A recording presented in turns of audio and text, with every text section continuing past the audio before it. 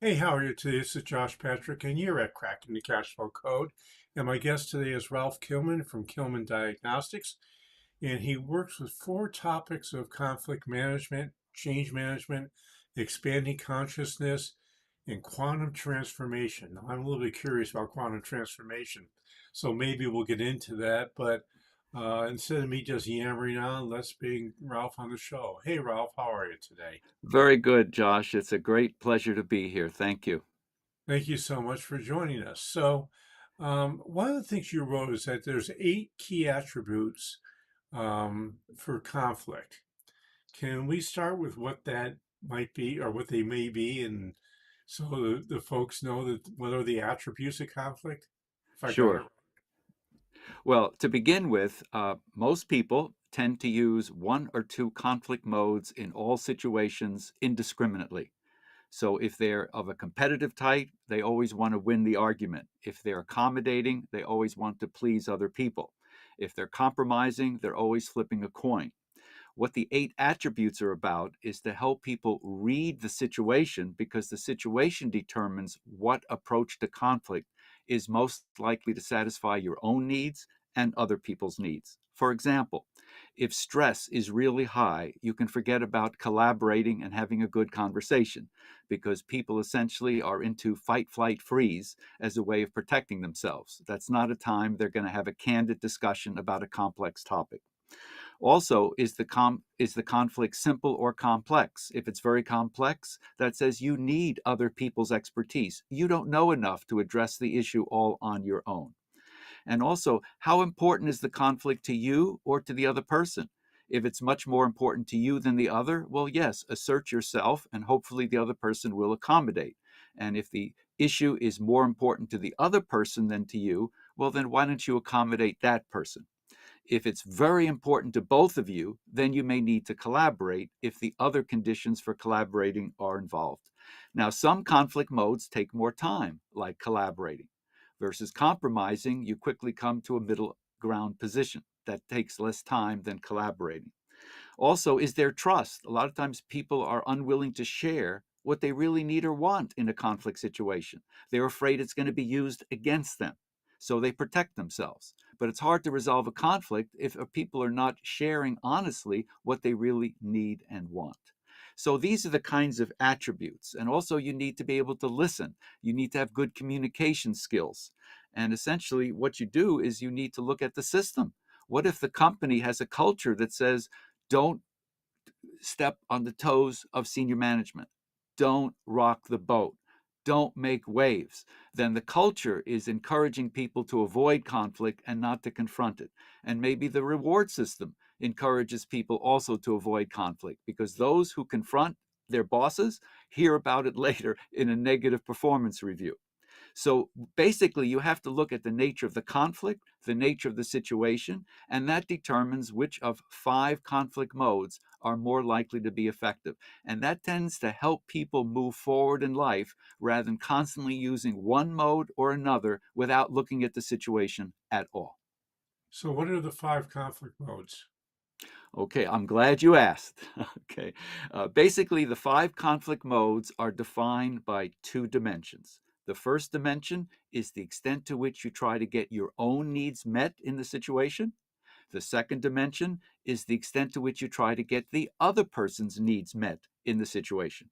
So, competing, which is one mode, is all assertive and no cooperativeness. You're just concerned about your needs. You're not at all concerned about the other person. You just want to win. The opposite is accommodating. You're completely concerned with helping the other person get their needs met, and for the time being, you're not at all concerned about your own needs. Again, that's accommodating. Halfway between competing and accommodating is compromising. You split the difference. You flip a coin. You take a middle ground position. Avoiding is the fourth mode, and that is no one gets their needs met because you withdraw from the situation. Now, it turns out there's good reasons to use each of the modes, and there's good reasons to avoid when you need to collect more information, when you need to discuss the issue with some other friends and colleagues.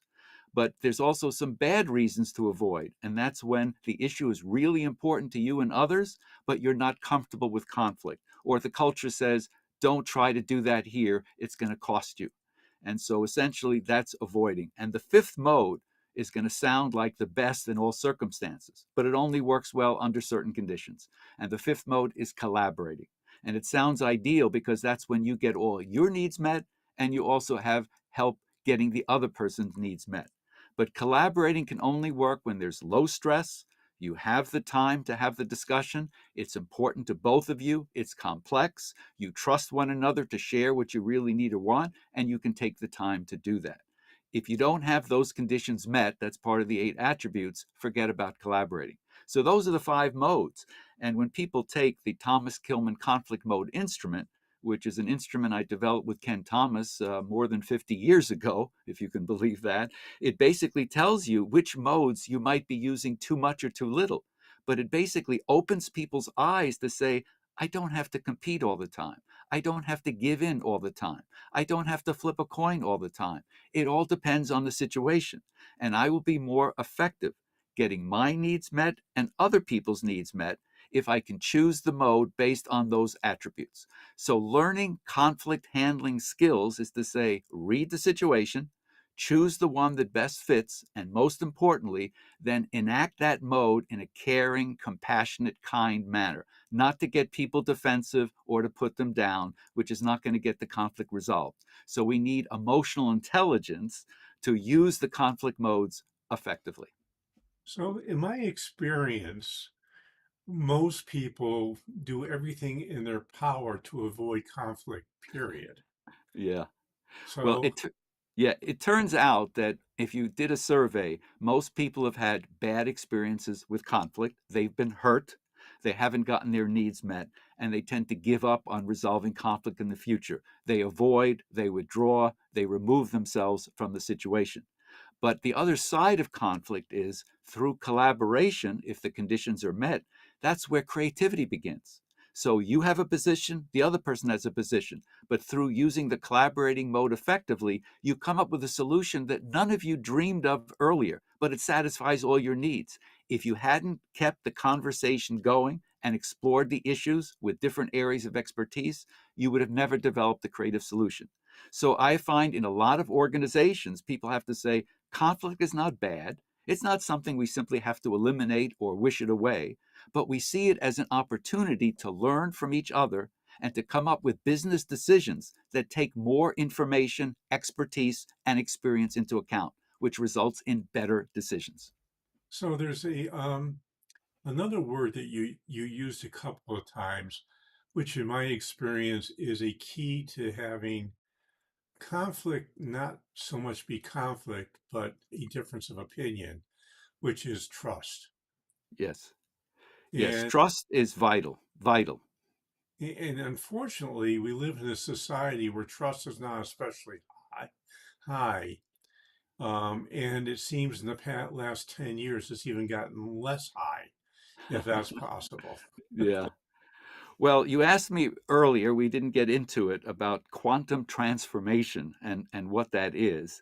And Yes. I've written a couple of books and I make use of the term quantum organizations.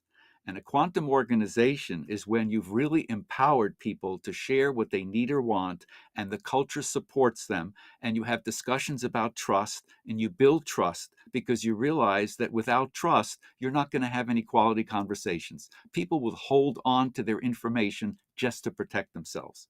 So So that's how, part of how, culture. And in many organizations, they don't have a trusting culture. I would say in most. So how do you build trust? Well, you have discussions in what I call the culture track. Part of quantum transformation is 8 tracks. The first one is culture. And I have people in groups write out the actual norms, the rules of the road that they live by that they usually never talk about. Like some examples, as I mentioned earlier, don't step on the toes of senior management. Don't get caught sharing information with other groups. They hurt us in the past. We will never support them again. Don't be caught talking to these people. And if you violate those norms, you're going to hear about it. And it's also saying, don't trust this organization. They're going to let you down. And usually, as people share this in a safe workshop setting, they start laughing because they realize it's true. They have been operating by those norms. In fact, if you talk to any military organizations, my goodness, they have norms about this is how we do things here. And if you don't do it that way, you're going to hear about it and you're going to be penalized somehow. So, what I have the groups do after they come out with these actional norms, most of which are usually quite dysfunctional, then we say, okay, let's say hypothetically we were interested in high performance and satisfaction. What should those norms be? What are the desired cultural norms? And then people start writing out things like begin to trust other people, share what you know, take chances, converse with the other departments in the organization. We're all part of the same team. The focus is on doing well, not putting one another down. And we come to meetings on time. We share what we need or want.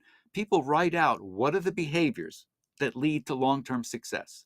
And then they develop a sanctioning system which says, what if we continue doing the old norms? What do we do? Well, we confront one another. We say, hey, you said you were going to show up to this meeting on time. You came 10 minutes late. What is the penalty for that? There will be penalties. Now, they come up with the penalties, so it's their sanctioning system. And as long as it's ethical and legal, we want to make sure it works to move the culture from the actual norms to the desired norms. But not until you change the culture are you going to have good, open conversations that allow you to manage the most important conflicts.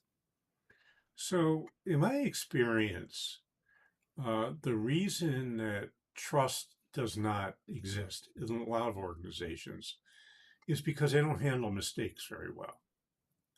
And, if you make a mistake and you get slammed for it, you're likely not going to tell somebody you made that mistake because you don't want to get slammed for it, or you don't want to get fired or demoted or whatever it can happen. What do you do to help people realize mistakes are actually opportunities and not bad things? Well, I address it again through this culture track of what are the actual norms. And one actual norms might be if you make a mistake, you're going to hear about it and put other people down when they make mistakes because it's better if they make the mistake versus you. Take the attention off yourself. But that's not functional for a healthy conversation about a complex conflict. So the new norm would be we have to take chances, we have to share information, and if we make a mistake, we learn from it. You don't make mistakes if you're not trying. No one who has tried to do something different has gone ahead without making any mistakes. So mistakes are part of a learning environment. We accept that. Unless people are intentionally trying to hurt others, mistakes will always happen. Welcome to the human race. But as you said, how we treat people when they make mistakes and do they feel comfortable in talking about it so they can learn from it is another matter. That's heavily a cultural issue. It's also a reward system because sometimes people get penalized, as I mentioned, when they confront others who don't want to be confronted. Like, don't confront your boss if that's not what is desired. And then you hear about it later. So we have to make sure the system supports effective conflict management. And as I said, trust is one of the things we can build in the culture track. But without trust, you're not going to have a quality conversation about anything. Yeah, that's absolutely true. But the issue comes, especially this is especially true in small businesses. Nobody is allowed to make mistakes except the boss, and it's never his fault or her fault. Yeah. And that's where a problem comes. It's also where small businesses stay small, in my opinion, because the owner hasn't learned how to delegate. And the reason they haven't learned how to delegate is they don't really trust the people that work with them, nor do they allow them to make mistakes and learn from them, even though they do make mistakes. And they don't learn from them because nobody ever talks about it. Yeah. Well, the most effective leader, whether it's a small organization or a large organization, gets the key people together and we have discussions on what kinds of behaviors and how will we work together that is most likely to lead to success and satisfaction. If you don't have that conversation and put a plan in action, then yes, it's likely that the boss will say, do as I say, not as I do. I can make mistakes and no one's allowed to talk about it, but if you make a mistake, I'm going to come down on you. That kind of hypocrisy destroys the culture of the organization, as opposed to the leader saying, we're all in this together, we'll work together, we have different positions, we have different experiences, but we need one another. And we all have to live under the same culture and the same style of working effectively with one another. The leader has to set the example. Otherwise, what trickles down the organization hierarchy is bad behavior. Yeah, absolutely. I often will find we think values is the most important thing to start working with a company. If a company is values led, they know what they're about, they know what they do. It's easy to track performance with everybody in the organization. But a challenge comes in with that is that an an owner or a leader would say, for example, rights and respect is a value that we held highly here. And that means I respect you and you respect me, except when push comes to shove, they don't walk the talk. They talk the Yeah. talk, but they don't walk the talk. They have these great values they stick up on the wall, but they don't follow them. And a guy named Yeah. Patrick Lencioni, who is one of my favorite authors, did a really good book on, and in there he talks about aspirational values versus core values. And in my own personal experience, I was a screamer when I was a young business person. And then I went to a program and realized I needed to look in the mirror and take responsibility for my actions. So I go back and I announced to everybody in my company, personal responsibility is now a core value. And they all said, or they sniggered, they did more than snigger. They said BS behind my back. And they said, he doesn't do that, so that's not a value. What do you mean? So until I exhibited that value for 3 or 4 or 5 years, nobody believed me in the organization. Had I said, I think this is something really important and I need your help to get there, it would have been a completely different experience. And if it's an aspirational value, in my experience, you need to label it as such and not call it a core value. Yeah. Well, in my experience, Josh, it's kind of interesting. I have not put much reliance on lists of values. In fact, I've found many companies listed values just like you're talking about. They write them on a coffee mug and they send it out to everyone. They put it on a calendar so you can see it in front of your desk, but nothing changes. And that's why behavior is what counts. And in the culture track, we're not just making lists of values. We're saying, what are the specific behaviors that we're doing now that doesn't help us move forward? And what's the gap between that and the behaviors we should be doing in order to be successful and to be satisfied with our work?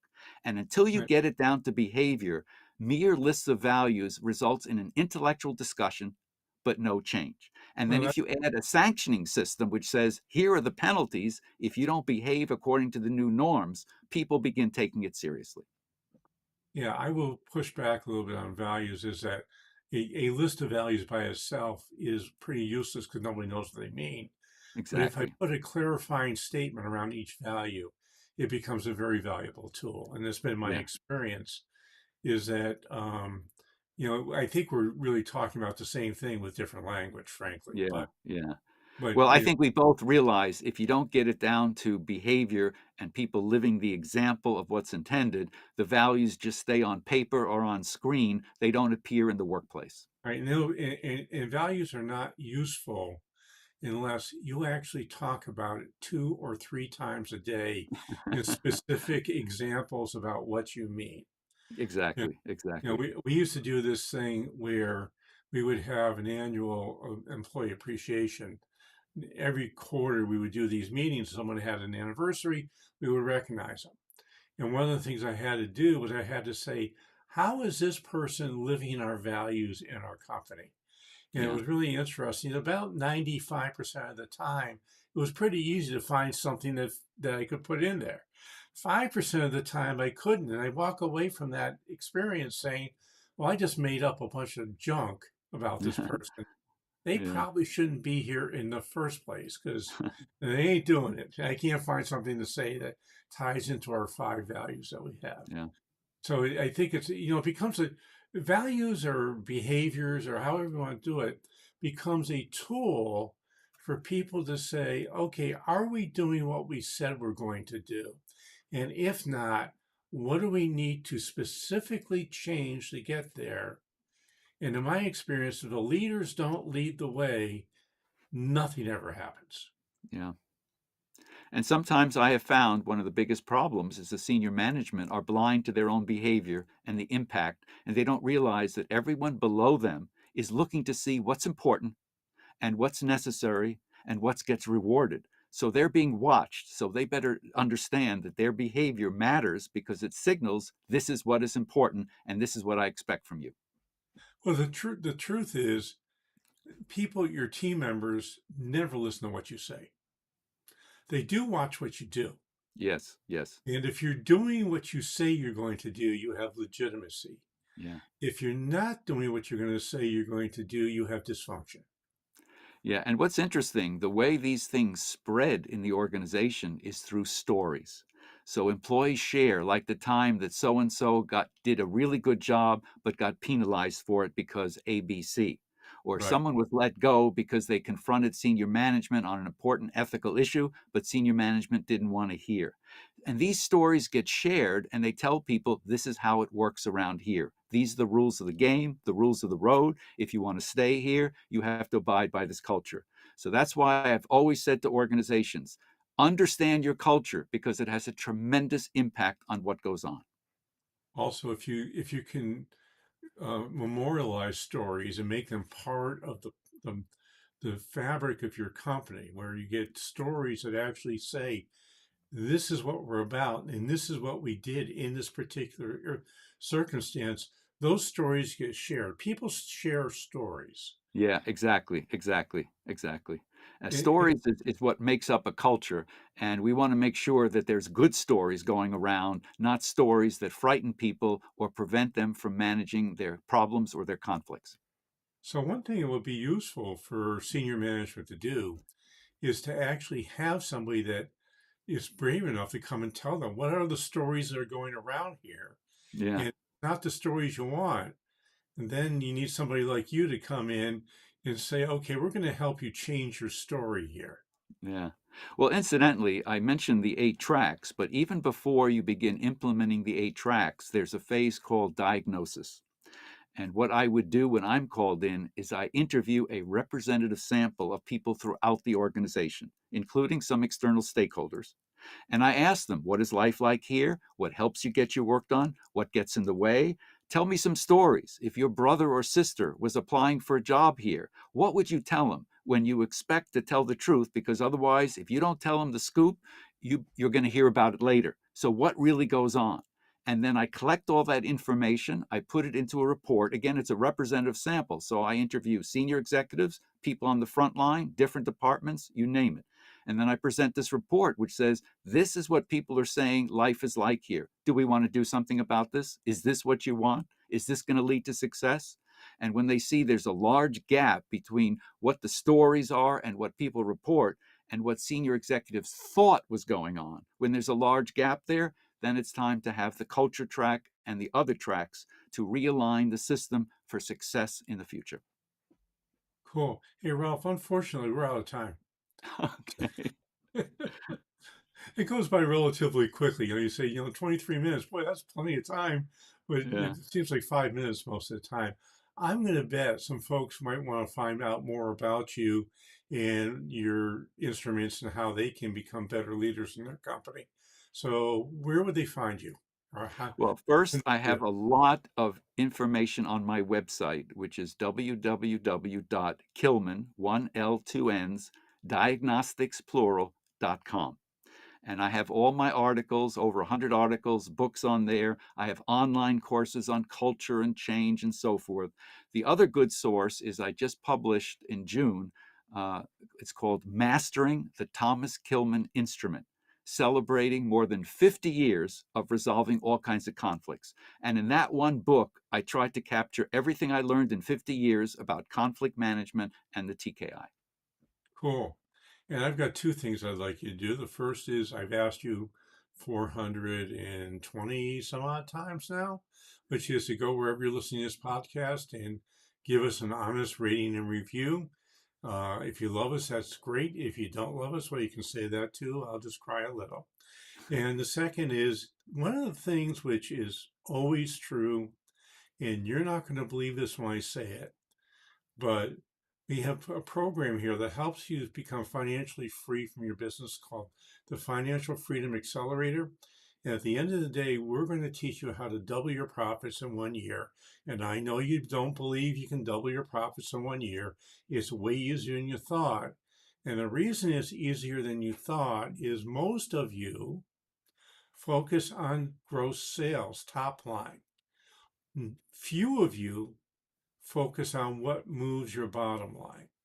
We focus on what moves the bottom line.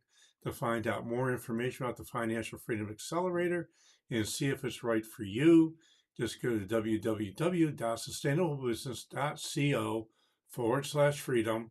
That's www.sustainablebusiness.co/freedom and check out the Financial Freedom Accelerator. If you're interested, set a time for us to talk to find out if it's right for you. This is Josh Patrick. We're with Ralph Kilmann. You're at Cracking the Cashflow Code. Thanks a lot for stopping by. I hope to see you back here really soon.